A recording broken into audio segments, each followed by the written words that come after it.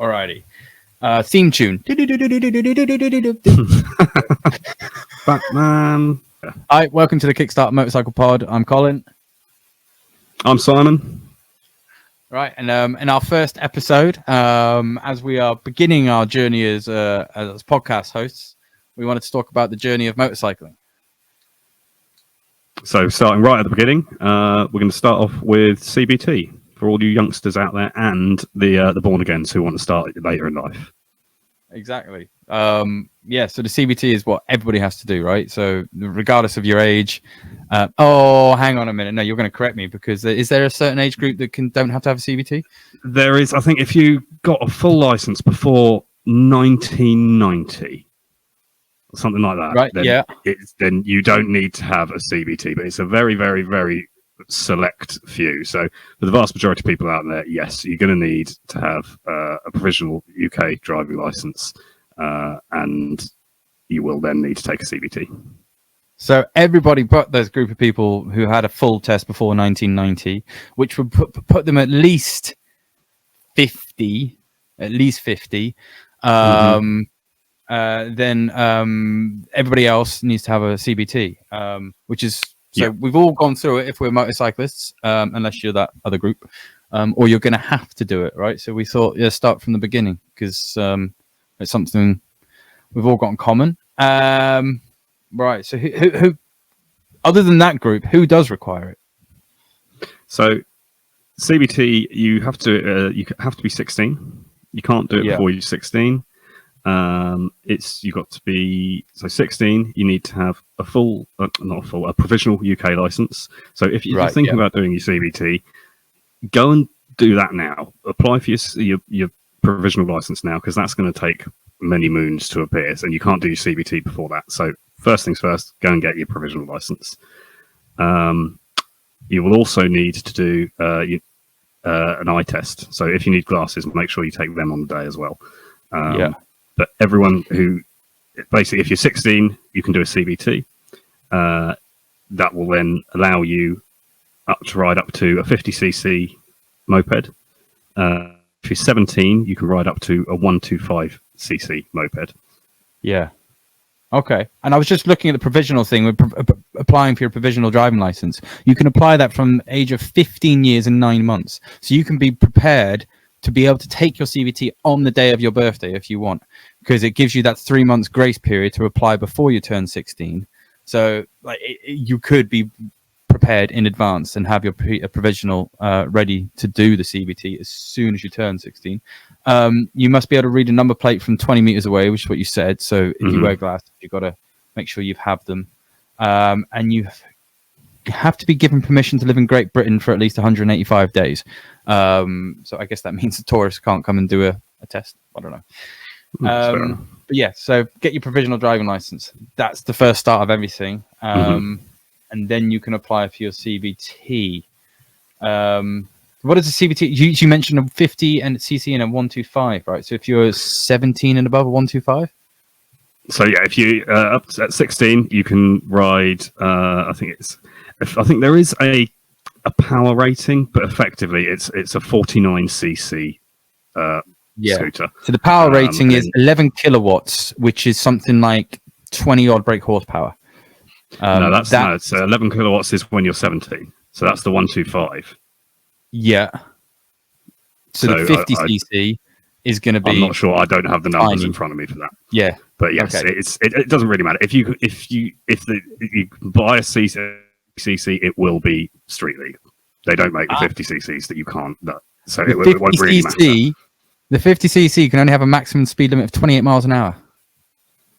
I mean, that's some sheer power on those 8-inch tires. That'd be frustrating, right? That would drive me nuts. But you're on the road, right? You're learning how to handle a motorbike. Whether it's, and I'm guessing that has to be. Ooh, does that have to be automatic? A 50cc is only going to be automatic, really. You'll kind of struggle. They do some 50cc dirt bikes, so you will get geared ones. Oh, true. But true. In the greater scheme of things, it doesn't really matter, because the CBT, you can do it on an automatic, and then you're allowed to ride geared, which seems a bit strange. Yeah. Oh, yeah. So Okay, we'll get to that bit a bit more, I think. But you're right. Mm-hmm. So anyone over 16, so 50cc. Once you've hang on, there was a funny thing here because we had a look at this, didn't we? And you need a license for anywhere in the UK except a few certain islands. And then some of them, one of them, I had a look through. There's a list of the islands that you don't need a CBT on. You can just ride a motorbike. And I'm assuming this is because there's a small population, maybe a population of farmers. I don't know. But the two that stood out for me were the Isles of Scilly and Guernsey, where apparently they're two of the islands that you don't need a CBT to ride a motorbike. So there is a loophole there, but it does involve leaving your family and moving to these islands. Uprooting your whole life, so that you can ride without a CBT. It's probably easier just to go and book a CBT. So it depends where getting a motorbike is on your list of priorities and whether you keep failing your CBT test. And I said test, but it's not a test, is it, Mozart? No, this is a bit of a bugbear of mine. They will repeatedly tell you that it is not a test. It is just basic training, compulsory.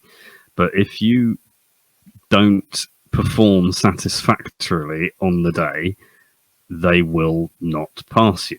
So it is a test. Whatever they say, it is a test. It's a test. They will keep telling you it's not. It is. It's a test. You can fail. Yeah. There are conditions whereby you will not be given the certificate at the end of the day that allows you to ride a motorcycle. So it's a test. Yeah. So you kind of have to treat it like a test because you will fail. And you can obviously do things to prepare to pass like you could at any other test. And we'll talk through those as we go.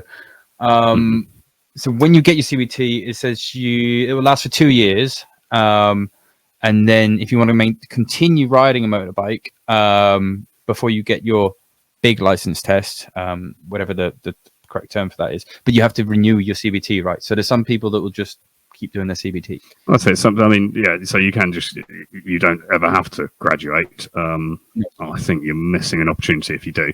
But it lasts 24 months, at the end of which you need to do another one. So I suppose there's maybe with all the Uber drivers and Just Eat deliveries and things like that, people who aren't interested in graduating, who just use it for a job. They're not looking to get up onto a bigger machine. Then you'll have to redo it every 2 years. You should also point out that once you do pass, you have to ride with L plates, and you will always have to ride with L plates if the CBT is the highest license that you achieve. Yeah, you see a lot of people now with L plates. They try to hide them. Well, not hide them, but they make them look less visible than you would think is required. Because, I mean, I think you'll get them on the forks. Yeah, they're on the forks, like kind of like taped around, like the curve of the forks. You can't really make it out, or they're like stuck on the tail tidy to the point where, like you would on a dirt bike sometimes, where they angle the license plate, so it's almost sticking up in the air. Inside the rear mudguard. Yeah, and I don't know how picky cops are on this. It depends where you live, I assume. I think a lot of the things with a lot of these, it's very much an attitude test. They're not really bothered about it if it can be seen and you are riding around sedately.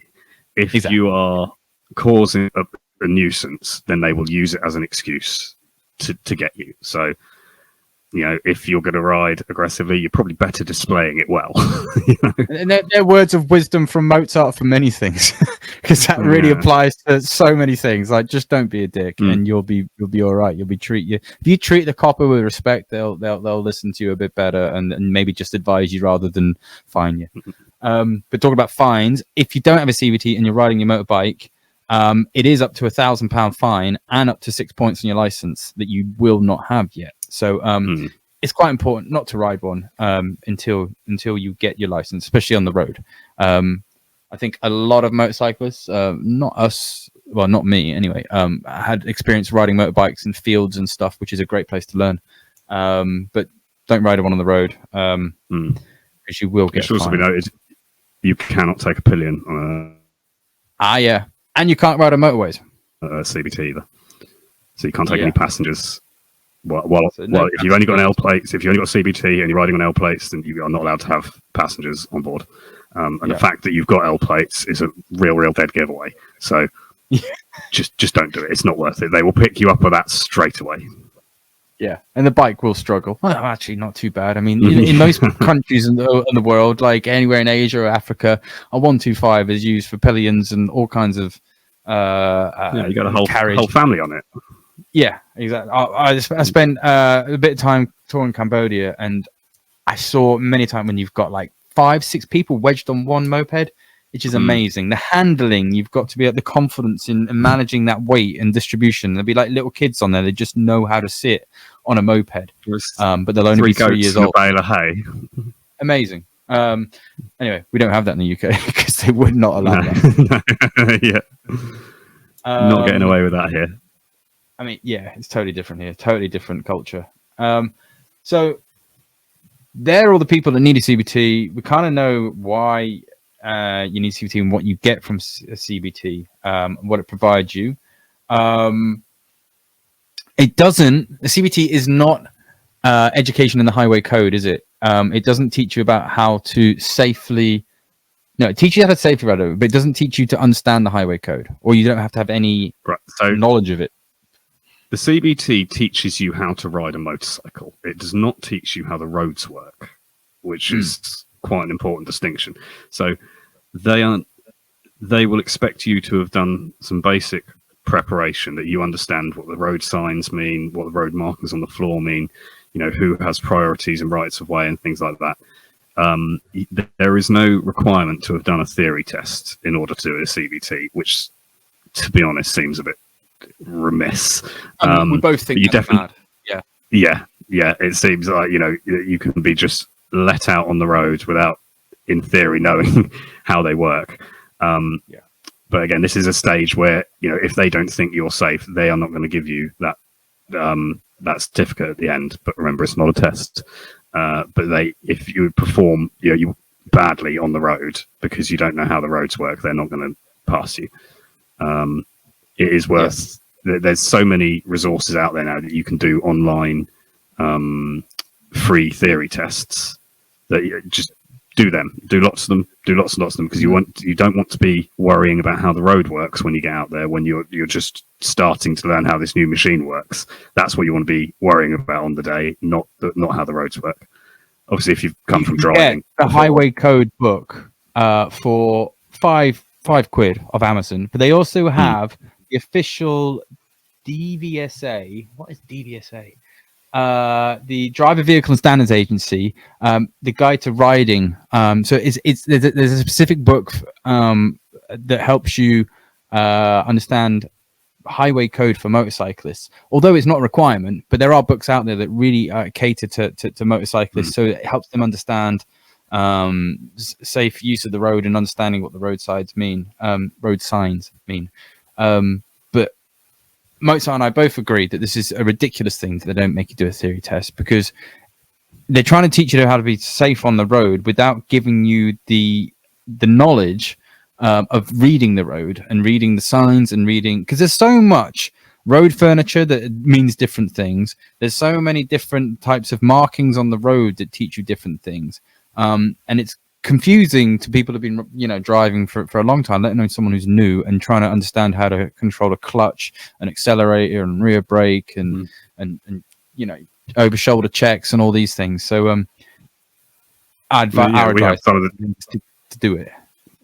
We have to read some of the most dense traffic populations in the world, and you're going out there and it's not the same. You look like you say these Asian countries or the Middle East or whatever, where they have lots and huge population, but they're all on little scooters. Whereas here, our traffic is all cars, and you're going to be the only guy on the scooter out there. So it's really important that you know how this works, because no one else is going to be doing that for you, and they're not really going to give you the time of day. You need to be fairly confident in what you're doing when you get out there, and say a bit of the homework to do beforehand. This is the homework to do. This is what you can do to make your day easier when you finally do, you book it and you get out there. Like we said before, you want to be worrying about how the clutch works and how, doing your shoulder checks, not about what does these striped lines on the floor mean? What does that red triangle over there mean? Yeah, totally. So get your highway code book, do some of the free theory tests, educate yourself before you get out on the road, because they're not going to do that for you nor require it from you. do it, and then you're more likely to fly through the CBT no problem. So then once they're kind of prepared themselves and with a theory test, well, before that, really, they're going to book a test, aren't they? Which involves picking a test center. And how do you book a CBT test? There's different ways to do it, but you can find a test center by going to a .gov website and typing in motorcycle CBT, and there'll be a way to put in your postcode. But then I would say the best way to do it is contact a local test center that's affiliated with a dealer, a motorcycle dealer. Because in my opinion, they'll have better bikes. They'll have a lot of customers doing the same CBT, so it's quite a regular service they do. So yeah, I think that's the best way to pick a test center. Obviously, yeah, you can find online. Searching online, you'll find them all locally to you. Obviously, if you know bikers, recommendation is always a good thing. If you know people who say that they did it and it was good through this person, then word of mouth is good. But I think Colin's right in that the ones that are affiliated with dealers, I think they've got more to lose, and they just provide a higher standard, a better quality. The bikes tend to be very well maintained. So I think, generally speaking, if you're not sure, I think it's a safe bet to go to a dealer affiliated instructor. Yeah, because you'll have better gear, better bikes, I think. And then that leads into what do they provide? Well, actually, no. If I step back just 1 minute, picking a test center, I guess cost does come into it. Some people will pick on cost, and everyone's going to price it slightly differently. I seriously, I only remember my CBT costing £75, which we've talked about, and you said to me that I'm old. That was a long. I mean, that's decade. I think you're talking 2 decades ago when it was £75. But so if I quickly search CB test near me, I reckon 135 is probably more accurate. Let's have a look. I'm going to do the same. I'm not near you. I'm going to do the same and see what we got around here. CBT cost. I think 75. Oh my goodness gracious! Right, okay, 130 quid. Oh, that was a pretty good one for me. Google says the usual price for CBT is around 89 to 150 quid.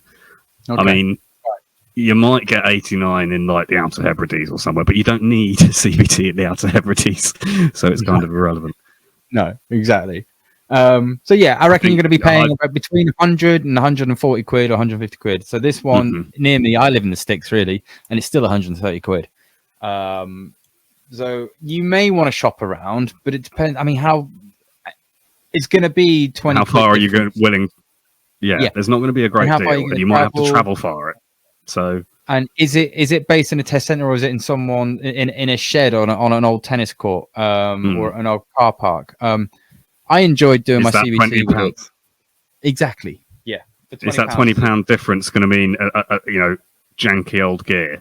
That a million other people's heads have sweated in this helmet, and it's cracked. Yeah. Do you think they really washed the liners from those helmets? Do you think they washed the liners? So, have you ever washed the liner? No, but I've got a beautiful smelling head. I'm very clean and my head smells gorgeous.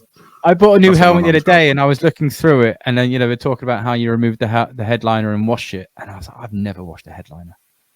It's easy to wear about Clava. Yeah, but hopefully these test centers do. Maybe that's something you care about, or maybe something you could ask about. So yeah, picking the test center, expect to pay 130-ish.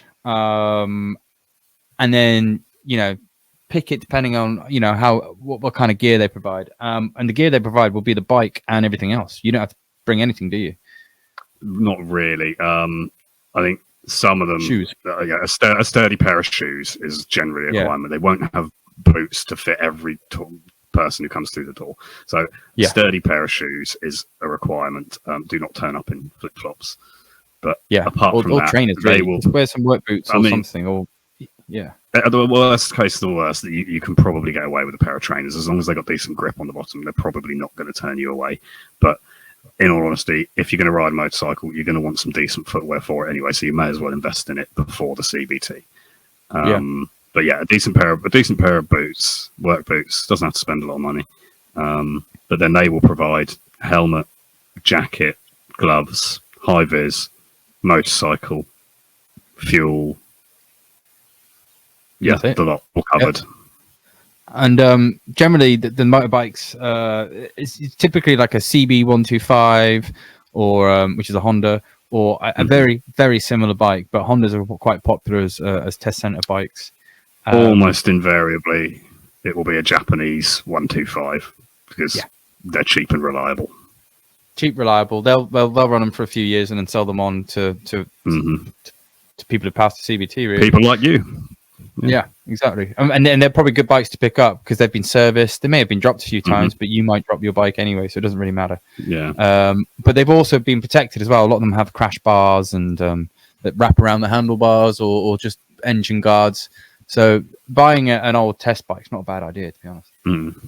On that note, it should be noticed that actually dropping your bike on the CBT isn't something to worry about.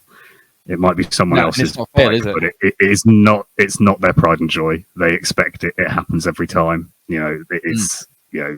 That's not something to get overly concerned about damaging the machines, because that is part and parcel of the instructor's job. Yeah.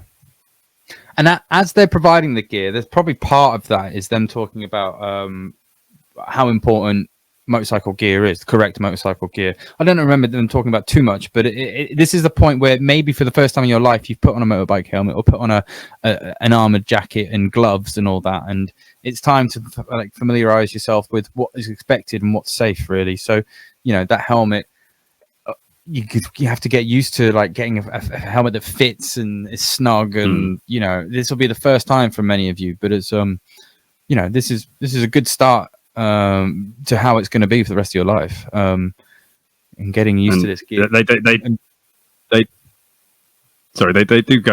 give you a bit of a pep talk on it, because it is really important. And like I say, when you first get it, it's quite often it feels awkward and uncomfortable. A correctly fitting helmet pushes your cheeks up, and you feel all a bit squished and awkward, and you've got this massive bulky armor on, and big thick gloves. Everything's a bit awkward, but it all you get used to it all. It all loosens up, and it is so very, very worthwhile on a bright sunny afternoon. Yeah, totally. Yeah, when you get that perfect weather for that ride. Yeah, exactly. In which we're recording this in the summer right now, and I'm looking out and it's beautiful. I'd much rather be on my bike, but here I am talking to you. Let's kill it. Let's go. I'm out of here, man. So then talking about the gear, that kind of leads into the first part of the day. So your CBT is a 1 day thing. Let's put that down as well. It should be 1 day. If you need to return to complete a part of the test because the instructor said, actually, let's review this certain area, then it could be a 2 day or 3 day even. But really, it's technically it's a 1 day test, or training. And in the split into 2 parts. In the morning, they'll start with an indoor theory class, really, where you're getting to meet the instructor. They're going to talk you through a few pieces, like the gear, for example, that we've just talked about, and how important it is and how to get the right fitting stuff. And then they'll talk about some of the legal stuff, about riding on the roads. And like we said, not the highway code exactly, but they'll talk about some legal things like speed limits and where you should be in positioning and stuff like that. And what we've already covered about what the CBT entitles you to. So, make sure that everyone's very clear you're allowed to, that after today, you can't go and jump on a 600. It's the legal side of what is required of you. Totally. And a lot of the safety can you put an L plate on a powerful bike, can you? The only time you ride a more powerful bike than the 125 with an L plate is if you're doing your mod 2, which is for your bigger bike test, and you're actually riding a 600cc with an L plate. There's no other time you'll be putting an L plate on a bigger bike. Am I right in saying that? I think I am. I suppose in theory you could get you could get a 600 or a bigger bike restricted to 11 kilowatt hour output, couldn't you? That's pretty mad. In theory, it seems like a lot of work, a lot of effort. It does. I mean, okay, but you could do that in theory. Yeah. So theory, yes, there are some situations where you could have L plates on bigger bikes, but you're not allowed. Get your CBT, get on your 125, enjoy it. And then the other part of this indoor theory test is a lot of the people, maybe you listening or other people in the test center on that day, would have never been on a motorbike before, ever. Mm-hmm. And this is the first time. You're kind of thrown in the deep end, but they are talking you through the controls. And so when you're getting on a motorbike for the first time, you're putting your hands on the handlebars and you've got all these switches and buttons, and you've got your throttle in your right hand, and which is, you're twisting the throttle on the grip, and this is all new to you. So they will go through the controls and what they call switch gear. Everything on your handlebars is called switch gear, and they'll teach you what it all does. And they take you out of the classroom and they take you to an off the road area where you can practice. So it's usually a car park or tennis court or something like that. Something with effectively it's like riding on the road, but there's no other traffic. So you get a nice safe area in which they then even start off with things just sitting on the bike and standing up and taking the weight of the bike. This can all be quite new and intimidating. And then, as Colin says, running you through how the controls work, and on a motorcycle you've got left hand, right hand, left foot, right foot. There's a lot going on, and it can be a little bit overwhelming, which is again why I will say it again, that the more preparation you can do beforehand about learning about the roads, so that you don't have to learn about this now. You can just worry about your left hand, right hand, left foot, right foot. That's going to make your CBT go smoother. Yeah, it is. One of the things they're really going to get you to concentrate on is the indicators. And that'll be controlled with your left hand on every motorbike. On your left hand with your thumb, there'll be a switch that you push left or right, depending which way you're turning. And then you press in to cancel that indicator. That's something they're going to drill into you when you're doing your CBT a lot, because by riding safely on the road means that you're communicating to other road users, and indicating is one of the most important things you can do. And I think it's pretty important on the list of their requirements to let you go on the road safely. Am I right saying that? I think that's like a fail point. I think one of the I don't know if it is a fail point, but I think one of the biggest priorities on the day will be shoulder checks. So on a motorcycle, before you turn, you check your shoulder. And it's a lifesaver, and it's called a lifesaver for a reason, because on a motorcycle, that's where people get killed, is they pull out and someone else is already coming and they get greased. And what you're doing is you're checking your blind spot, right? So you'll look in the mirror and you're seeing behind you from probably about like 5 meters behind you onwards. But what it's not showing you in that mirror, just like in a car, is it's not showing right next to you, and it's not showing behind you by a meter or two. And that's why you need to do that shoulder check. Yeah. And that's the one you're literally, if you don't do it, you're about to pull out. That person is right there. You don't know they're there. You're about to pull right out into them. So that is probably the biggest thing that they're always looking for. Obviously, you've got to be able to control the bike safely and use it correctly on the roads. But shoulder checks, you will absolutely fail for shoulder checks. Yeah. And as you progress for your big test, it's yeah. Sorry. When you're training, so as you progress through your training, it's something you should just get into the habit of just doing shoulder check for everything, because it's one of the key parts that will make you pass the training on that day and your future riding. So that's also control. Sorry. So even out on the roads, though, like shoulder checks is great, because it lets you ride faster and with more confidence. Oh, totally. You can. I'll check my shoulder, and now I know I'm good to rip past 4 cars in a row. It's really, really good habit to have. You want to get into it early, and this takes me back slightly to. Sorry, carry on, man. I won't butt in. You carry on. Sorry, I just want to say that also. When you're on your not test CBT, you want to exaggerate it. You want to really let them know that you are doing it. And it's the same with your when you're checking your mirrors. Don't just look with your eyes like, eagle-eyed action man. You need to turn your head so they can see you looking in those mirrors. You want to be 100% that what you're doing. After that, once you got it, you can probably relax a little bit about looking at, you can look with your eyes. But on the day, you want them to know that you are doing exactly. So big exaggerated movements, proper shoulder checks. Don't get lazy with it. Yeah. And this will be under a heading of like observation ability. Like they're checking you're observing your surroundings and the road. And it brings me back to the theory tests, the highway code, where a lot of the highway code, especially the practical tests and the free ones you can get, there are whole sections dedicated to observing the road and proving that you're looking at the road ahead of you and behind you, and showing it. Okay, I've seen that child on the path there. I've seen that bus stop, so there could potentially be someone stepping out. I've seen a bus pulling over, so it could be someone crossing out in front of that road, that bus. I've seen there's a corner coming up that's got a hedge, so there might be a car hidden, and all those things are observing. So just as important as as repeating the kind of lifesaver checks and checking over your shoulder is observing the road. And this is why I think the highway test, the code and doing the practice test are massively important to any motorcyclist, because you will get used to observing, checking for danger, and that if that becomes second nature, you're going to be a better rider, because you're always looking at the potential dangers, and your road position is changing, and you're maybe going down a gear so you can brake quicker, or you may be hovering your foot on the brake pedal or getting ready to accelerate out of danger.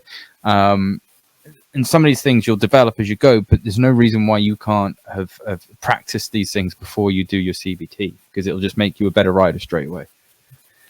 So absolutely, hazard perception, and that's the word. I couldn't find that word at all in my brain. But yeah, well done. I thought I'd go for a bit. Hazard perception. So it's looking for things they might not happen but could happen. You in rural areas, there might be mud on the road from the tractors. It's just. I rode through horseshit the other day, and my back wheel went. It crashed. But it wobbled. I totally wobbled, and in the time I haven't. Woo! Let's not do that again. Added to the brown on the road. Yeah. Yeah.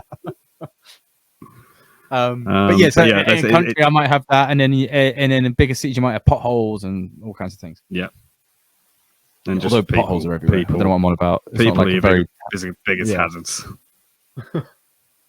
So then, like I said, it's split into two sections, and then in the afternoon, hang on, what we missing? Cone maneuvers. Maneuvers. So they'll have you cone do maneuvers are. It's what everybody thinks of, right? When you think of a CBT. It's you're in your car park or your off-the-road area, and they'll lay out cones in various positions and patterns, and you will be required to do various maneuvers through them. Some of them it's as simple as walking your bike, to show that you can carry the weight. Oh yeah. And then it'll be figures of eights and things like that. I think there's various different patterns that are done on the day. Some of the gear exercises, so you're going up and down, going in a circle, going up from starting out, going into first, going around the circle, going into second, going around the circle, going back into first, so going up and down the gears so that you can show that you can use them again before we get you out onto a live action road with all the other users. I'm trying to think, what other ones have they got? The other one is bring the machine to a stop under full control as in an emergency. Okay, yes, I'm emergency stop is quite key. And because they'll have you travel at the minimum, they'll make you get up to about 30 miles an hour, I think, and then when you hit a certain set of cones, you've then got to perform a safe emergency stop and stop before. Is it before the next set of cones or within the next set of cones? I think it's within the certain area. Yeah, I'm pretty sure it is within a certain length. You've got to be able to stop. Is it, or is it at the cone? I don't know. They'll teach you on the day. What do we know? Yeah, exactly. But I'd say there are various different ones of these. They'll lay them out in different patterns, have you doing different exercises in order to prove that and to teach you how to control the bike. You're going to run through. They're not just going to expect you to do it straight away. They're going to teach you how it works. and they're going to run through it again and again until you're confident and competent. They're going to talk you through it. This is the point where they're gonna hold your hand for the entire thing, and guide you through it. And their job is to obviously train you and get you to walk away as a safe, motorcyclist.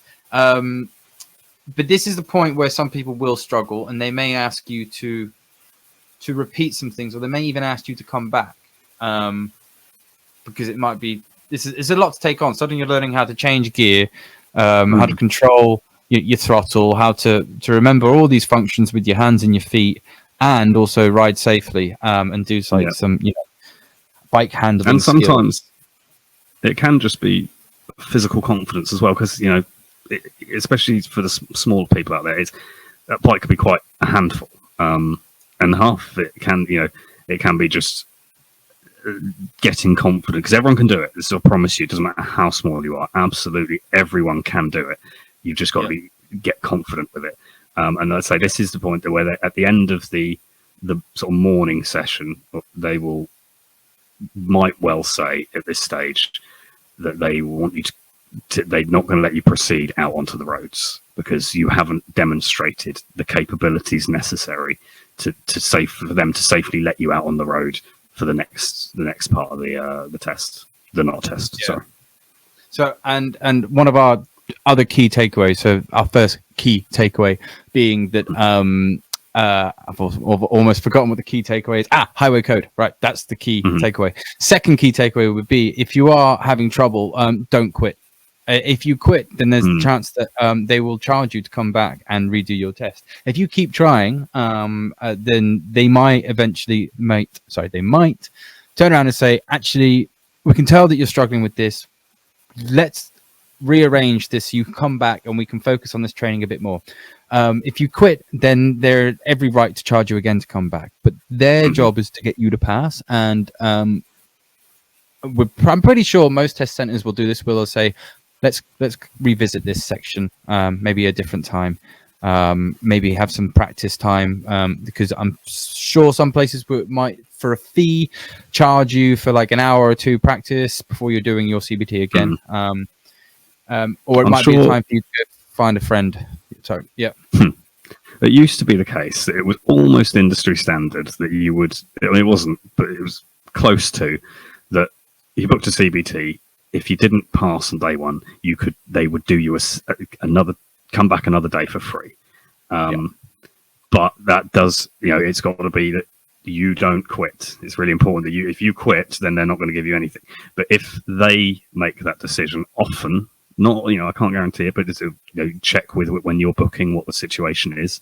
Often they will then let you come back another day without charging you anymore, or at least a nominal charge to come back and try again. So it's very, very important. Do not quit yourself.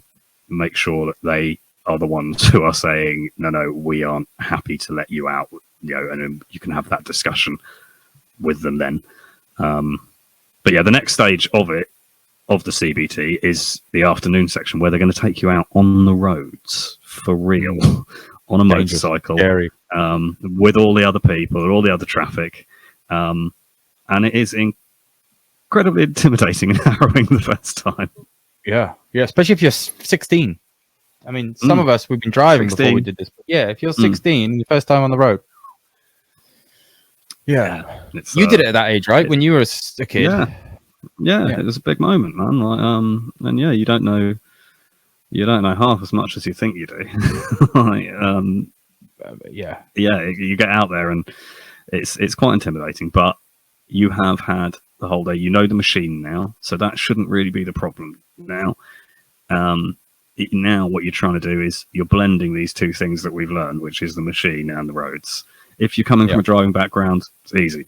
You've done the roads, that's not a problem. So now you could just concentrate on using this machine and the roads that you already know. But it's quite. I don't want to put anyone off, because I'm saying it's intimidating. It is, but it's exciting. it's bloody exciting. It's all really good fun. It's thrilling. For the first time, you're really in control of that machine that you've been staring at for years and just daydreaming of being in control of that power between your legs. Yeah. Um, you roll your wrist and you get up to the heady heights of 28 miles an hour. It's it's a really, really good feeling. But this is where all that prep we've been talking about is going to pay off, because you want to do as much, you want as little to be thinking about how the road works. You want to be that to be almost second nature, which if you haven't driven before, it isn't going to be, but you want to be confident in what you know. Totally. I mean, the more you're prepared at this point, the better. Mm-hmm. And you're not. What they're going to you'll go out in a small group. There will be the instructor and usually maybe two others. Maybe you will have head speakers, so you'll be mic'd up. Well, I say mic'd up. You won't be. You'll have earphones. You will be able to hear what the instructor says, but he will not be able to hear you. You've got no microphone. You can't communicate back. But he will be directing you where to go.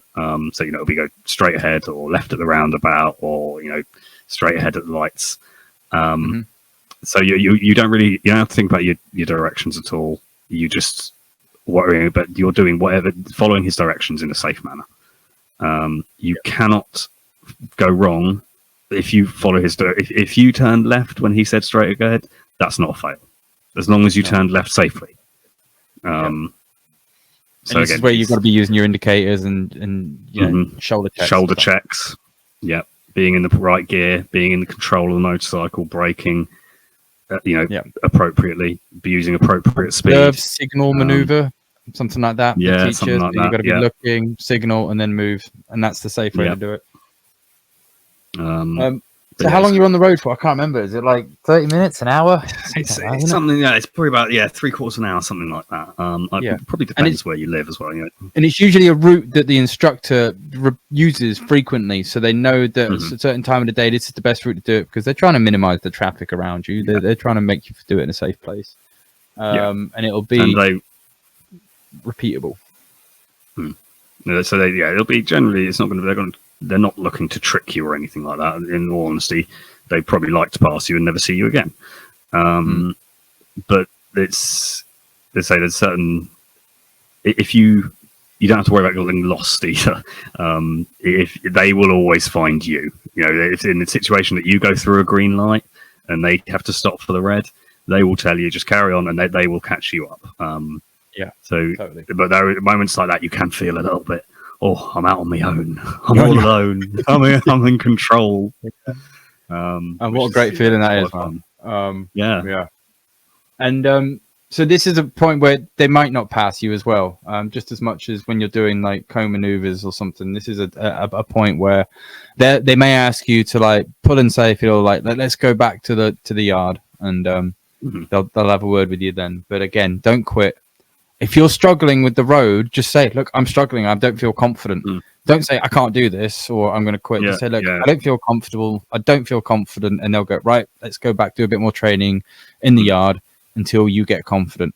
And their job is to get you to pass and to train you. The road thing is... if worst comes to worst, because this is one you can not pass this. If you do have to pay to do it again, it's so worth it. Like there's nothing like riding a bike, man. Like I cannot describe it. Like when how the dog has his head out of the window and his tongue hanging out trying to like eat the air. That's a bit what it's like. Like riding a motorcycle. Like, but the dog looks like he's having way more fun. But no, I don't know. That's what I look like inside. That's why I need a full face helmet. Is it? Okay. Yeah. But no, it is. It's so worth it. I mean, it is. Well, if you do it safely, there's safe ways to ride a motorbike, and there's stupid ways to ride a motorbike. But they're going to teach you how to do it safely, and it's just as much fun riding a motorbike safely as it is like a lunatic. I mean, it's just. And we will talk about that in future episodes, because there's lots of ways to ride a bike, and absolutely we will cover all these interesting and exciting things. But for now, you want to be absolutely doing it right, because you're looking to pass the test. Particularly if you have been riding around in the fields or whatever, you might have picked up bad habits. So you you might know how to ride the machine, but you've now got to pass the test. So you want to be doing everything spot on. You want to be doing it safely and building a good foundation for a future many, many long years of riding accident free. Because broken bones really hurt. Losing your skin, you're gonna regret it. You know. Don't be that guy that passes a test and goes out in his shorts and t-shirt and damages himself. Don't be Gary Busey. Tell me about him, because I don't really understand. Right, so Busey was an up-and-coming Hollywood actor. Gary Busey. Greatest talent. Gary Busey. Possibly the greatest talent of his generation. You can see him in such classics as Predator 2. He was always a little bit mad, but he had an accident. He had a motorcycle accident, and he had a very, very obvious traumatic brain injury. And he is not nearly close to the same person that he was before. And you can see this on loads of mid-2000s reality TV shows. He turns up a lot, and the guy is gone. Like, absolutely, there's not a lot left behind the eyes. Right, and that was it's really important. Don't be Gary. Don't be Gary. Don't was he not wearing full gear? I don't know the full story. But okay. The point is, you don't want to end up like him, and you can do everything in your power, such as wearing appropriate gear is a good idea. You know, driving. There's nothing wrong with riding fast, but riding fast where it is appropriate. You know, there is a time and a place for having a fun, and sometimes where you are right now isn't it. You know, so get to where you can, and then by all means have a load of fun. But it's doing the best that you can to modulate all the risks against yourself. Yeah. And for me, the CBT is the very beginning of your motorcycle journey, and it's all a learning process. Like every day I'm on the road, I'm learning different ways to handle the bike, different ways to observe things and how I should be behaving. And the CBT doesn't mean you're suddenly like this. You're able to ride a bike safely and just go for it. No. Wear minimal gear and race your friends on the street. It's not that at all. Like now you're the bare minimum of safety knowledge. That's what you've got, and you've got the bare minimum of motorcycle handling knowledge. And it's you know nothing. No, you don't. No, you know nothing. You start learning like when you actually get out, when you actually get on your bike the first time, your bike with your license, and you haven't got someone talking in your ear and telling you where to go. You know, you've not got that sort of little safety bubble. Even you talk about learning, suddenly you've got to learn how to get to places that you already knew how to get to, because you're not walking there anymore. You can't take the shortcuts. You can't go to the little places. So even just down on the little practicalities like that, you're going to be learning.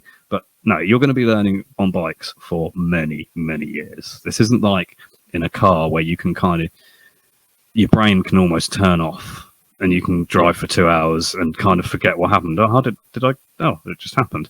That's not the case in a bike. You've got to focus all the time. You can't lose. No. And it's very, very worth it. Doing the CBT is just the start of your learning process.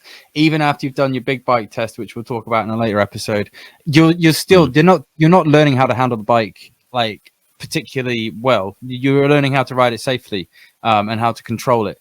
But you're not learning how to go around the corner at a speed that's safe, but also slightly pushing it, because that's probably where most of us want to be. You want to be doing it safe, but just on the edge. And you won't get there for many a year. And Mozart and I've been riding for I don't know. I've only been riding 5-6 years. Mozart a bit longer than me. But every time I'm on my bike and I'm thinking about, okay, I've done this corner this many times. What's the best way I can do this? Or my braking. Like I think about emergency braking too much because I don't do it enough. And every now and then I need to remind myself, like I want to slam on these brakes and remind myself what it's like to do an emergency brake. Because when the time comes, I want to feel confident that I can just slam on my brakes safely, because there's different ways to do it, right? And the CBT isn't going to teach you how to do this beyond what they do on the closed circuit. So they'll get you to brake from 30 miles an hour, but they're not going to teach you how to brake from 60 miles an hour, how to get to a complete stop real quick. While you're already canted over at 10 degrees. Yeah. So these are things that, it's never ending, the learning process. But this is just a start. But it's an amazing start, and the journey just gets better and better. Really, it does. And also, you will be scared. It's okay to be scared, right? Because honestly, I scare myself every time I'm on a motorbike. And that's part of it. I don't think there's anybody. Well, there's going to be some people that get on a motorbike and say, "I'm never scared." I think that's part of the attraction. I think that's part of the thrill, isn't it? It is. It's the wind in your hair. There is, I don't know how I feel about saying this, but it's that whole, the feel of connection between you and the road and all that sort of stuff. That's part of it, man. It's the sort of stuff that they say in the motorcycle adverts, and you kind of roll it a bit, but it's a bit right as well. It's the freedom. It's very freedom. Yeah, exactly. It's very raw, isn't it? There's nothing between you and the elements. It's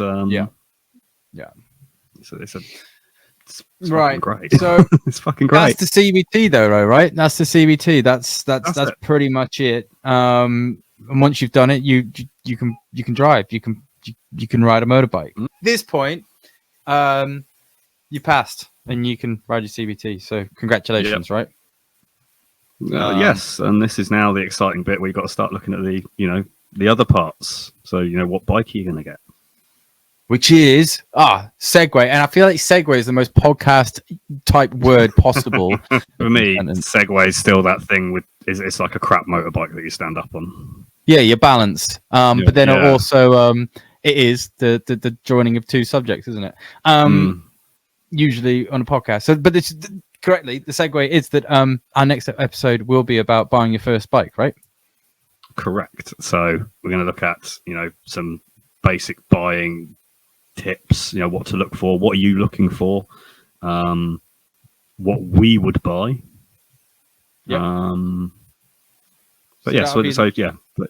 Episode 2 we'll talk about buying your first bike, which is either going to be a 50cc or a 125, and then we'll move on from there.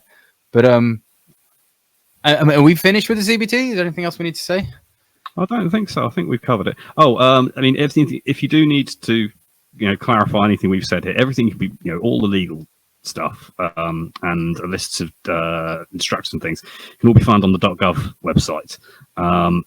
It's a really, really long string, but if you just put motorcycle.gov on then you'll find it from there. Exactly, and they've got a lot of information there, and as much as telling you what you will be able to legally ride, but also how to find test centers and stuff like that. And all the forms you need to do for doing your provisional license, and such like that. Remember, do that now. So apply for your provisional now. Yeah. That's the first step. Apply for your provisional, and then contact a test center. And then ask friends. Right, any motorcyclist is pretty much keen to talk to other people who are keen and interested about a motorbike. They'll jump at the chance. So find a friend, or even a friend of a friend. Who's a motorcyclist, and say, look, I'm going to do my test. Can I look at your bike? Can I sit on your bike? Can I sit on your bike? That's the one. Yeah, or even if you don't know anyone, go to a dealer and just look at bikes. Familiarize yourself with the switch gear and the what your feet do. Get on a bike, but ask first. But most of the time, if you ask nicely, they'll let you get on a bike. Make sure you haven't got any dangling keys or anything like that that's going to scratch paint. Don't go in and all filthy dirty. But go sit on bikes and try the weights. Try these things out, and got any questions? Ask us. We'll be more than happy to get involved. Which leads us. I bought a domain. I didn't tell you, but I did. I bought the domain kmpod.co.uk. So Kickstart Motorcycle Podcast, but kmpod.co.uk. So we're gonna have an email which is hello@kmpod.co.uk, and email us both there, because Mozart is keen to make some friends, and I think this would be a good way for him to meet some people. I don't need friends, but Mozart does. I have a family. I have kids that drive me nuts. So I think you're not selling me well here. No, please email us. This is episode 1, so if you do email us, you're likely to be the first person to ever email us too. You'll probably get a response. Yeah, you will. We'll be, jumping with delight and impressed that we've reached someone in the world. Not you, Mum. Which actually reminds, we are UK based, which is pretty obvious by this point in the conversation. Oh yeah, we didn't say that. But we are UK based. We are. I live in Wales. Mozart lives somewhere else. He may not want to tell you. No. But yeah, most of our talk is going to be about UK centric riding. But then we are focused locally, which is we see lots of podcasts and tubes and things out there that are much more sort of across the waters, and it's just nice to have something a bit more locally based. So join us. A lot of podcasts are American centric, but obviously we're an English speaking podcast, so people will find us through English. Not that the Americans aren't welcome. No, I mean, I grew up there, so I can confidently say you're welcome, but we don't want you. No, I'm joking. I have a high school diploma. It's all right. GED. That's it, though, isn't it? Really. That's episode 1 done, Mozart. Wow. And, we'll be releasing every. I can't remember what we agreed on, so let's agree. I think we think 2 weeks. I think, didn't we? Yeah, we did say 2 weeks. So yeah, we'll be back with episode 2 in 2 weeks, and we're going to try and do a beginner series, as we mentioned. So please listen to them as they come out, and then we'll dive into other subjects as and when we figure it out, because we're learning as we go, right? That's the one. Yeah, join us in our learning curve. Okay. Yeah. So that's it, man. See you next time. I've enjoyed this. See you next time. All right. See you later. Bye. I can't do it.